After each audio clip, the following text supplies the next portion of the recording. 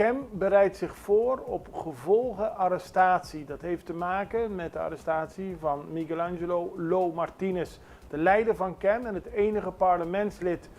Hij werd dinsdag opgepakt op verdenking van witwassen en drugshandel. Vandaag moet hij voor de rechtercommissaris komen en dan wordt gekeken of de aanhouding rechtmatig is verlopen.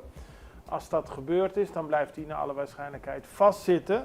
En dan is het de vraag wat de Cem gaat doen. Neemt Martinez afstand van zijn statenzetel? En dan komt waarschijnlijk nummer 2 Anthony Gaudet in het parlement. Dat zou dan alles mogelijk maken om de minister van Cem te benoemen. Want de minister benoemen zonder dat er een vertegenwoordiging in het parlement is, dat is waarschijnlijk rechtskundig niet mogelijk. Maar het heeft in ieder geval gevolgen. Wat gebeurt er met de positie van de zetel van Michelangelo?